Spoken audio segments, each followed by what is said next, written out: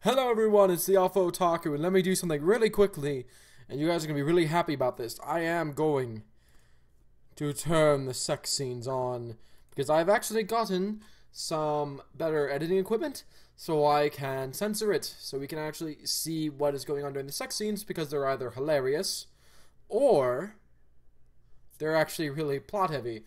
So, we're going to continue on with this wonderful video. I mushed it out before I even realized it. A quick visit indeed.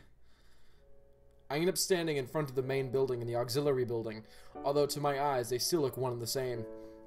By the way, in the editing thing, it takes a year and a half to render anything. So that's why I'm making a Katawa Shoujo video, and there will be a honeypop video tomorrow and maybe tonight as well.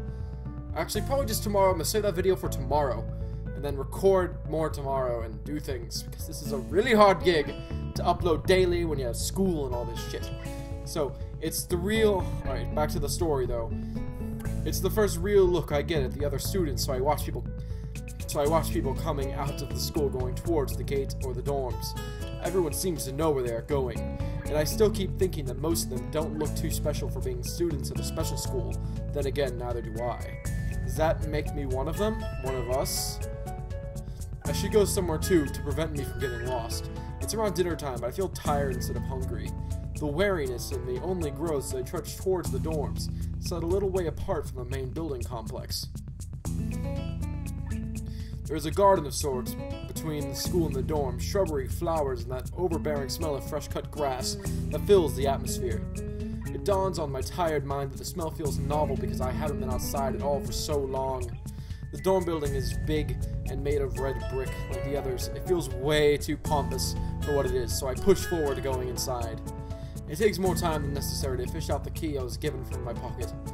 Room 119, Hisao says. Despite the ornate exterior, the inside of the dorm is fairly new, functional, and boring. Just like in the main building, the halls and doors are wide to accommodate wheelchairs. The same goes for the elevators at the end of the halls. I poke my head around the corner of the common room door. Pardon me, it's been a very long day. Inside, a few students are watching the television. One nods and gives a quick hello before turning back to the TV. Seems that only the girls around here are sociable. I suppose that's perfectly fine with me. I climb the stairs to the upper floor. Here, small corridors branch off from the main hallway. Each of these minor halls seem to have a toilet and a shower as well as 4 rooms. About halfway down the hall, I spy room 119. The nameplates on the rooms adjacent to mine are blank. I guess there are just 2 of us here. Light shines from below the door of room 117, so I knock lightly. Hello? Is anyone home? From inside, I hear a few movements and the clicking of way more locks than I thought these doors had. After a moment, the door squeaks open. A bespectacled boy... Jesus, that was a big word. A bespectacled boy is standing in the doorway. He is looking at me very intently through his extremely thick eyeglasses. Who is it? Blind? No, at least not completely. Why would he have eyeglasses if he was? He leans closer to me until our noses are almost touching. His breath stinks of garlic. He's Nakai. I'm moving into the next room. I thought I should introduce my... His face suddenly brightens in realization, and he stands back upright, thrusting his hands out in a smiling greeting, almost straight up to my diaphragm. Oh, sup, dude? The name's Kenji. Hi? I take Kenji's sweaty hand and shake it, still a little rattled by the sudden change of attitude and vehement welcome. There were some suspicious-looking people going in and out of your room earlier. It was probably my parents. Your parents? You sure? Because they could have been some other people, too. You can't judge a book by its cover. His out-of-place proverb is left hanging between me as awkwardly as I try to think of some way to respond. I'd say the chances are high enough. He shudders and makes some exaggerated hand gestures. You're a brave man, Hisao. Me, I don't think I could trust the chances. The only one I trust is myself. Does that mean I shouldn't get to know you either? Thinks about this for a while. A wise decision. Damn, you're smarter than you look, probably. What do you look like? I hope not smart. He squints his eyes and leans closer again, but I lean backwards to dodge it. Never mind, it doesn't matter. With that, he turns, fumbles around for a moment in search of the door handle, and shuts the door behind him. I slide the key into the lock of the door marked 119. Beige walls, white linen, a desk made of some type of light wood, ugly curtains. It's no one's room, impersonal like my hospital room was.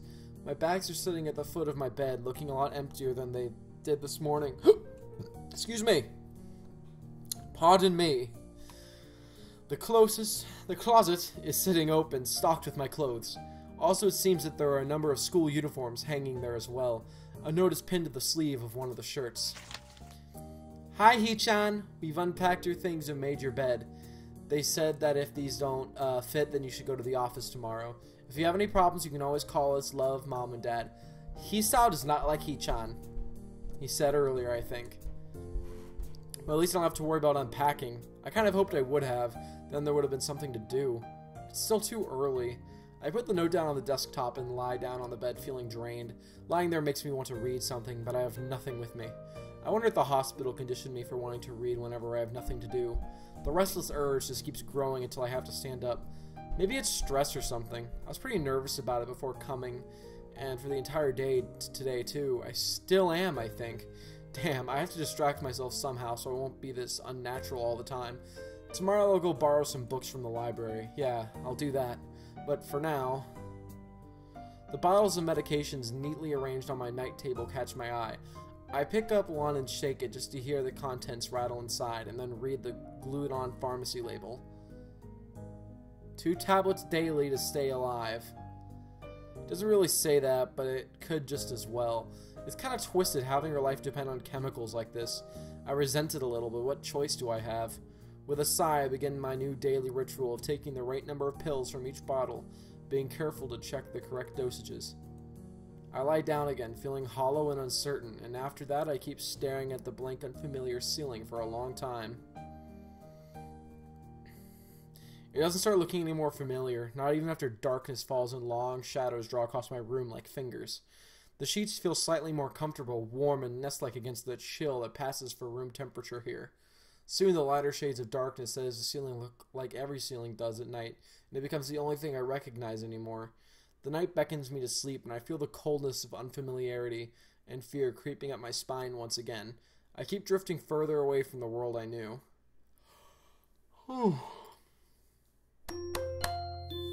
Katawa Shoujo. I can be a Viking too. Viking. Sumo wrestler is the voice that I was imitating, and then said Viking. I wake up in a strange room. Solid morning light shimmers against the light gray ceiling. I had forgotten to draw the curtains closed last night. This is my room, isn't it? My room. This is the 3rd room this year that I'm supposed to call mine. Various things around here remind me that indeed it's me who is supposed to be the one living here. My bags on the floor, my new school books on the desk, my numerous medications on the night table. I stare at the bottles for a moment, deliberating until I open a bottle, shake out a pill, and pop out a tablet from a foil sheet. I down them with a chaser of water without thinking about the chemistry. My uniforms are in the closet. I slink out from under the sheets and stretch my back before dressing up. Putting on a new school uniform feels like dressing in someone else's clothes. The artificial smell of generic detergent invades my nose, but the feeling of fresh cloth against my back is a good one. A natural one. It feels like a school uniform, as it should. It's not much different from what I used to wear before. That goes for other things too. So far this place seems more or less like a normal school. Except for the people.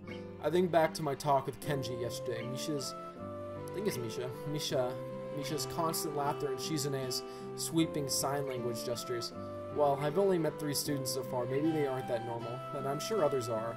Or perhaps people like them are what passes for normal around here. Yeah, what does pass for normal around here? What do people do? I didn't see a lot of kids hanging around after classes yesterday, so maybe there are clubs. If so, I wonder if I should join one. All through class, the question remains on my mind, so I decided to ask Shizune about it when we split into groups. After all, she did say if I had anything I wanted to know, I should ask her. She crosses her arms and shifts her gaze slowly to Misha, who looks more preoccupied with trying to grind the eraser of her pencil down so that the top is perfect and evenly flat. Dot, dot, dot. I promised you guys I would stop doing that, and I keep doing it. I am sorry. Ha, ha, ha, laughter. Sorry, Shi-chan. Is there something you wanted from me? Oh, I see. That's a good question, Hee-chan. My first thought is that means she doesn't know, which is worrying. Maybe I'm being too negative. Well, maybe Misha... Well, anyway, Misha, please don't prove me right. That's right, everyone is encouraged to join a club. A lot of people do so because there isn't really anything else to do. There are also school events like the festival coming up in a few days. Almost every student in the school tends to help out with it, doing whatever. So, you actually transferred in at a busy time. Maybe you can help out too. Sure? What's the festival about? Misha freezes. Wah, ha, ha ha. I don't know, Hee-chan. The truth is, it's a local event, and I'm not from this area, so... She starts sighing desperately to Shizune, asking her to bail her out. Shizune adjusts her glasses at the end of an oddly grandiose flourish and starts signing hard and heavy. Huh? Oh. Who cares? Misha puffs out her chest as she shouts Shizune's words out at me with a disproportionate amount of pride. Too loud. I can see heads turning to look in our direction. Not so loud. Human beings evolve with each new generation. The ideals and beliefs behind a festival inevitably change with time. Now it's about delicious fried food and amusing little games that you play to win prizes. Laughter. The teacher clears his throat very loudly, batting his long wooden pointer against his other palm like a baton. He shoots a pointed gaze at us. Finally noticing where we are, Misha stifles a yelp and quickly quiets down. Shizune doesn't seem embarrassed at all, though brushing it off without a care. We are in the middle of class and should start working. That's right, Hee-chan. What? That's right. Hee-chan, are you asking me because you're interested in joining a club?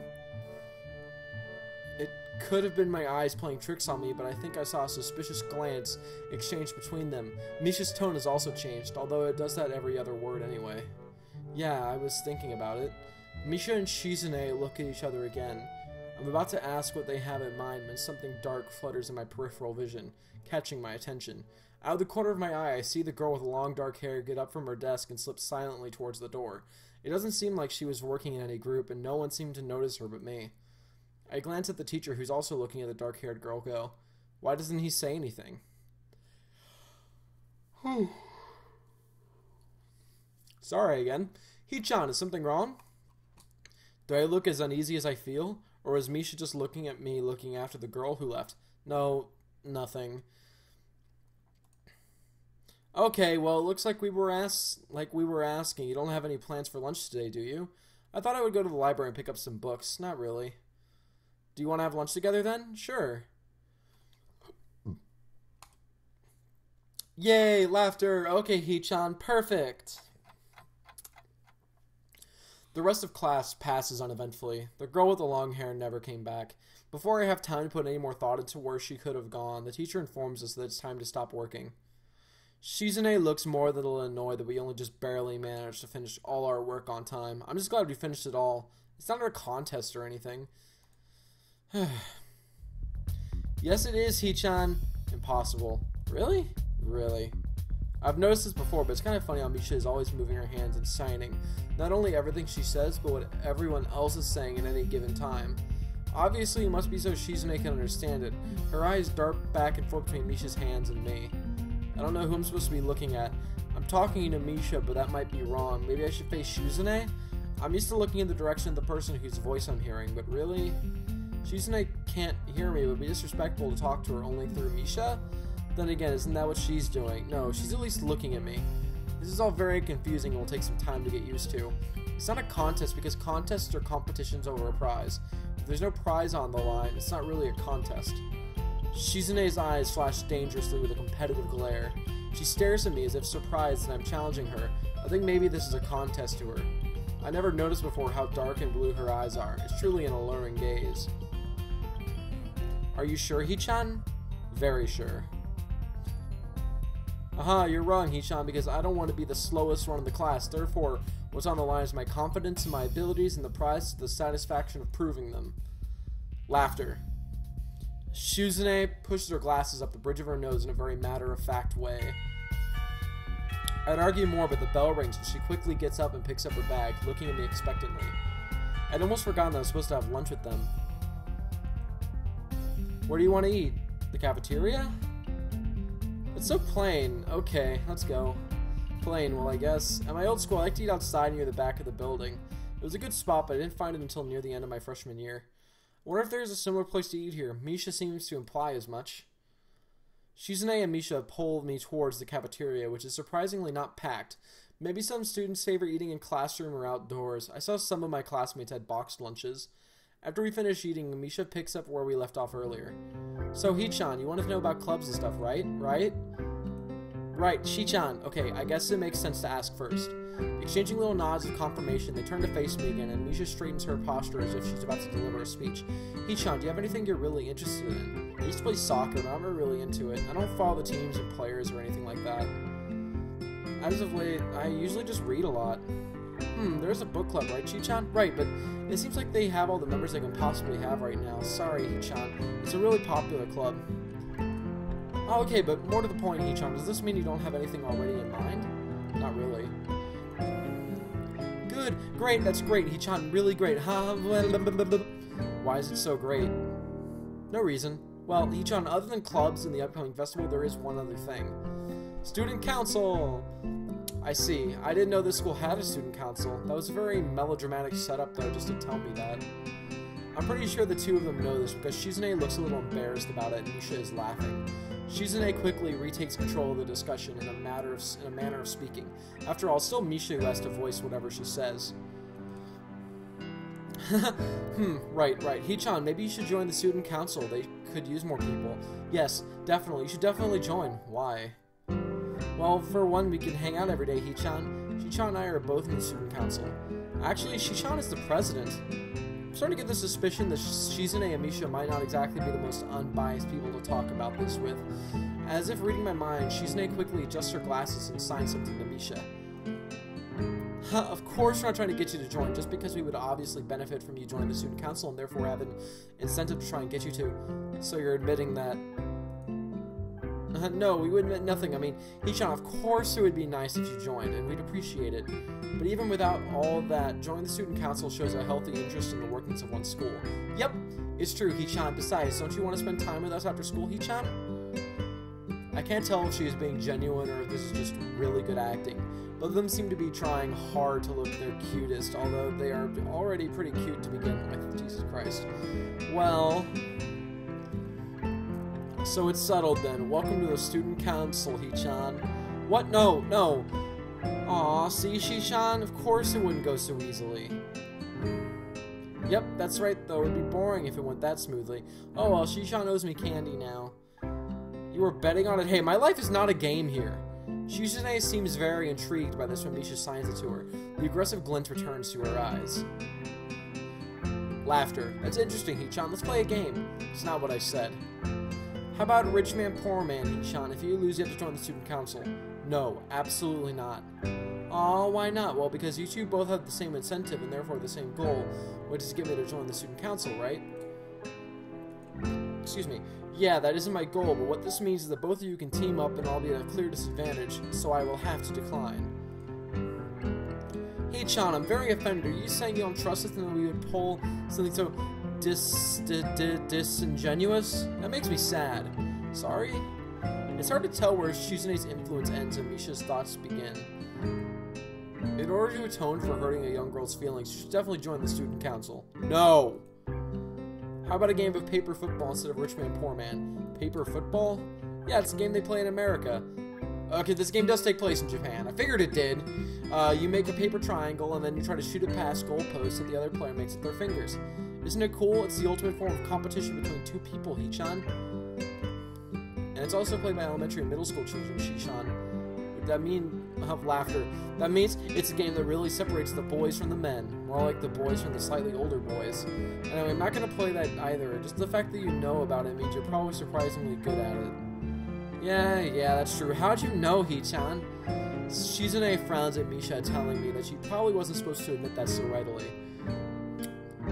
I wouldn't say that I'm happy with their attempts to get me into student council, but I'm a little curious about what the student council does here. I've never been on one before or even know anybody who was a member, so it interests me. I also kind of like Shizune and Misha, so maybe it wouldn't be so bad. Okay, Hee-chan, how about risk? The game of world domination. I don't know what that is. It's really fun, Hee-chan. You fight for control of the world with armies and everything. Sounds like Shizune would be good at it. If you want to play, we can after school. Really, Hee-chan? We can just play for fun, Hee-chan. Hee-chan hasn't played in a long time, so if you want to, there are no strings attached. Well, okay. Okay. Perfect. We'll see you after school in the student council room then, Hee-chan. Wait, why there? Because that's where we keep the game. Laughter. I grimaced to tell them how much I do not like this, but it's more for show than anything. Something and I agree, but only after getting Shizune to acknowledge that I don't mean anything concrete just by accepting to take a look around and play a game with her. Lunch ends and we go back to class. During afternoon classes, a long-haired girl comes back and sits down in her seat without a word. Now let me take a little drink of water. Ah, Jesus. During afternoon classes, the long-haired girl comes back and sits down in her seat without a word. Again, no one seems to notice, or if they do, no one says anything. I want to ask Misha about it, but I don't want to be nosy. After school, Shizune and Misha quickly find me by the first floor lobby and latch onto me, covering each flank in case I might try to escape. I feel a little offended, but I've been considering it nevertheless. I'm a bit disturbed that enough people have made a break for it in the past that they're on their guard. Once at the escort, this doesn't make me feel very comfortable. In fact, it makes me feel like a dangerous prisoner being transported to his cell. Laughter. What's wrong, Hee-chan? That's right, we're just going to go play a game of Risk, remember? I don't know, Misha. This all seems a little sinister to me. I start thinking that when we sit down to play the game. They'll tie me down and torture me until I agree to join the student council. Well, that's highly unlikely, but still, for some reason it just seems like it would be so plausible.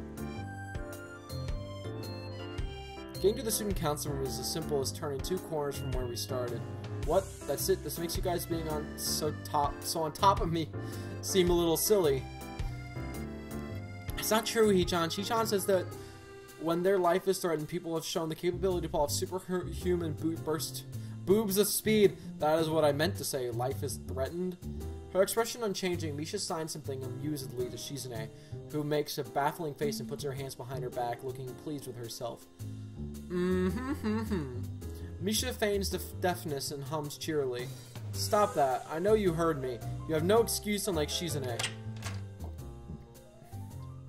Oh, Jesus. I'm very sorry. Shizune opens the door to the student council room. It's a very plain, sparsely decorated room, although it's quite large, maybe even a little larger than a classroom. There's a big table in the center surrounded by chairs, and a smaller desk prominently placed in the back that I assume is Shizune's. There are a few regular desks and chairs stacked to one side as well. Extras, perhaps? Aside from the tables and chairs, the room doesn't have much else to offer, just a couple of filing cabinets and bookshelves stacked with old-school records and documents. Not much else, in fact. Nothing else. This is a pretty bleak room. They could at least put a potted plant in here or something, but the most noticeable thing that this room doesn't have is other people. Are we early? No? What do you mean no? Does it mean nobody else is coming today? Yeah, that's right. Before I manage to ask why that's the case, Shizune claps her hands together very energetically. Hee-chan, let's play Risk. Come on, you promised, didn't you? You have to. Okay. Do you want to know the rules? We can explain to you while we set everything up. While Misha is talking, Shizune takes out what looks like a board game from behind one of the filing cabinets and throws it on the table. Actually, this looks kind of interesting. After Misha spends a little too long for her like running through the basics with a somewhat vague and confusing tutorial, Shizune cuts in and declares the game has started with a decisive motion slicing her arm through the air. Shizune's aggressiveness is rubbing off onto me. I start feeling more competitive than I intended to when I agreed to this. Halfway into the game, while I try to ponder how to defend against Shizune's assault from 2 fronts, she breaks my concentration by drumming her fingers on the table to get my attention. Hee-chan wants you to know that you are taking too long to make a move. Hee-chan also says that she will let you keep Australia if you agree to join the student council. I thought this was a game with no strings attached. Just the fact that she would dangle that over my head as an offer means that she knows I care about the outcome of this game. Anyway, no! Hee-chan admires your fighting spirit and would be a benevolent dictator who will spare your people if you agree to join the student council. Laughter. You're so competitive, Shizune. She seems to take this as a compliment. I would expect the student council president to be a little more magnanimous? I'm gonna call him magnanimous. Magnanimous? She doesn't seem to know what the word means or how it's signed, so she pulls out a piece of paper and writes it for Shizune, who in return signs it back to Misha. Misha presses her index fingers against her temples as if trying to physically imprint the word into her memory. Suddenly, Shizune bursts into a flurry of gestures. Misha looks down, daunted by the pace of her heated signing.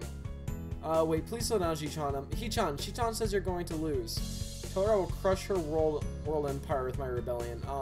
Okay? Those eyes of her shine like with childlike mischief. Oh, Jesus. ... She says you have no chance if you keep playing like this, so you won't. She has a point. Attack aggressively to trap. Remember, screw this one! She's either really mocking me or trying to trick me. I have nothing else to lose, though, so I might as well try something different. If I spread out my forces and try to control my territories, I can recoup my advantage. Shizune seems to focus on conquering whole nations, so maybe I can sacrifice my hold on continents to gain more small countries. It's worth a shot. A few turns later, I end up losing the game anyway. Fuck! Shizune adjusts her glasses victoriously and allows herself tentatively to pump a fist in the air in celebration. I win! Yay! There's no need to translate that, it was pretty clear. Laughter. Don't look so sad, Hichan. You were really giving it your best, that's what I thought. Sometimes your best just isn't good enough, though. If anyone knows that, it's me. You did very well for someone who just learned how to play today. Hichan, you attacked Iceland and North America at the same time. That's a very daring move. Hichan is impressed. The mark of great people is that they are daring and they can follow through. You're already halfway there. Isn't that great, Hichan? That isn't enough, though. Just potential isn't enough. There's no point to potential if you don't take the first step, and there's no point to that if you don't keep going. I want to see more. You're right, Hichan, but that's so demanding. Shizune leans forward, suddenly looking a lot less playful, more like the serious person I expected her to be from the start. Hichan, would you like to join the student council? She really doesn't waste any time, does she? But it's only my second day of school, so I'm hesitant about committing to something so early. I haven't even taken a look at any other clubs yet, but spending time with Shizune and Misha doesn't seem like something I would hate. I still need more time to think about it before I decide for sure. Maybe I'll get back to you on it. Dots. Okay, Hichan, but I hope you're not just saying that so we don't feel bad. No, really. Really? Hichan, if you're gonna say that, you're saying that is definitely the truth, and there can't be any mistaking it. I know. I guess I should have my revenge for losing at the very least. Shizune smiles at that in a very mischievous way that feels like twisting the knife in the wound of my loss. I take a glance at the clock on the wall and realize I spent far longer playing Risk than I expected. Sorry, I think I have to go. I wanted to go to the library. It's not closed yet, is it? Shizune scratches her head against and gestures at Misha. How hard can it be to determine whether the library is open? There's a clock right there on the wall. It should be, unless the librarian is absent. I think you're right, Hichan. We think the library is open? It's on the second floor. Can't miss it. Do you want us to show you where it is? No, thanks. It's okay. See you tomorrow. Bye-bye. Alright, we're gonna stop here. This is like 28 minutes long and going. So, Katawa Shoujo, everybody. Be sure to like, comment, favorite, subscribe, all that fun stuff for more content focusing on dating sims and stuff. And next episode you see on this channel will be Honey Pop. See you guys later. Bye.